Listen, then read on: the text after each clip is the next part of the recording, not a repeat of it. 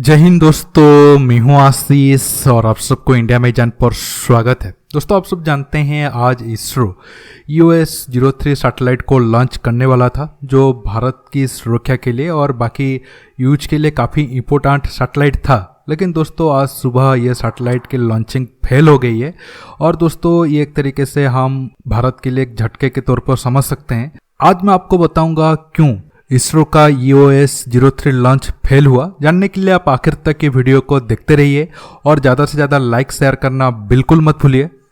दोस्तों, US-03 satellite का नाम पहले GISAT-1 था और ये तकरीबन 2270 kg के सैटेलाइट था और ये सबसे पहले मार्च 5, 2020 को लॉन्च होने वाला था। लेकिन कोविड के कारण इसका लॉन्चिंग बाद में चेंज होता गया और इस साल की मार्च 28 में इसका लॉन्च होने वाला था, लेकिन कुछ माइनर इश्यू के कारण इसे फिर टाला गया और आज उसकी लॉन्चिंग थी। और ये इसरो का श्रीहरिकोटा का जो दूसरा लॉन्चिंग साइट है उससे वहाँ से लॉन्च किया गया था और आज सुबह इसे लॉन्च किया गया था। नॉर्मली इंडिया से जो लॉन्चिंग होते हैं वो दिन में होते हैं, इतना सुबह सुबह नहीं होते हैं।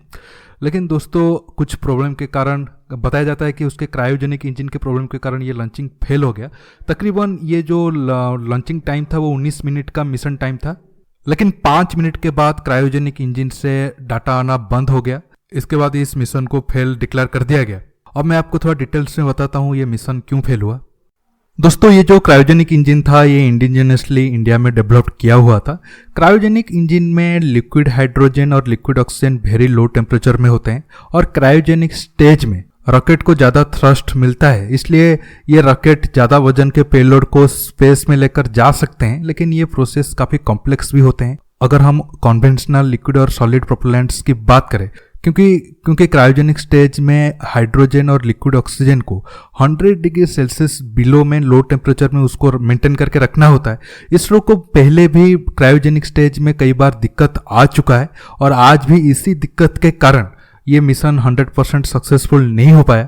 देखा जाए तो ये GSLV का 14th लॉन्च था और ये चौथा फेल्योर था। ये रॉकेट का Mark II वर्जन था। आखिरी बार ये रॉकेट GSAT-7A कम्युनिकेशन सैटेलाइट को सक्सेसफुली भेजा था। ये रॉकेट को आखिरी बार दिसंबर 2018 में यूज किया गया था और उस मिशन में GSAT-7A कम्युनिकेशन सैटेलाइट को वो सक्सेसफुली स्पेस में भेजा था और इस रॉकेट का लास्ट फेल्यूर 2010 में हुआ था। अब आज US-03 लॉन्च फेल होने के बाद ये इंडिया के लिए एक सेटबैक है, क्योंकि ये मिशन तकरीबन 1.5 साल से डिले चल रहा था और ये मिशन आज सक्सेसफुल होने के बाद इंडियन आर्मी की ताकत बॉर्डर में और बढ़ जाता है। और दोस्तों, इस सैटेलाइट के जरिए हम कई सारे सिविलियन पर्पज के लिए भी यूज कर सकते थे, जैसे कि नेचुरल डिजास्टर, फ्लड, साइक्लोन और वाटर बॉडीज, क्रॉप्स वगैरह को हम रियल टाइम में मॉनिटरिंग कर सकते थे। लेकिन चलो, ये मिशन तो जरूर फेल हुआ, लेकिन फेल्योर से भी हम कई तरीके का चीज़ें सीखते हैं। यह हमारा इंडिजिनियसली टेक्नोलॉजी था। बात करें नासा से लेकर चाइना का भी कई तरीके का मिशन या फिर रसिया की स्पेस एजेंसी का भी कई तरीके का मिशन फेल होते हैं।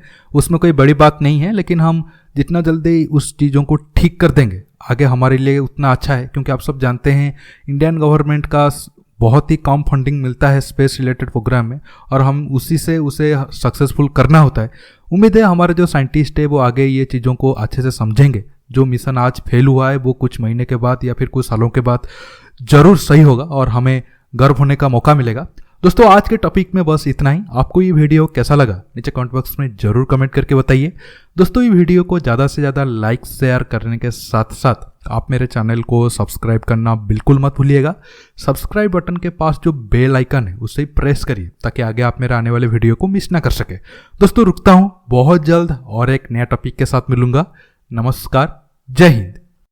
के मामले में चीन के मुकाबले कहाँ खड़ा है, जानने के लिए आखिर तक ये वीडियो को देखते रहिए। अफगानिस्तान से लेकर आसाम तक फैले भारतवर्ष पर अपनी नज़र रखने वाले मौर्य शासक चंद्रगुप्त मौर्य के सलाहकार आचार्य चाणक्य का मानना था कि किसी भी विशाल देश में सफलतापूर्वक राज करने के लिए गुप्तचरों का प्रभावी नेटवर्क होना बेहद जरूरी होता है।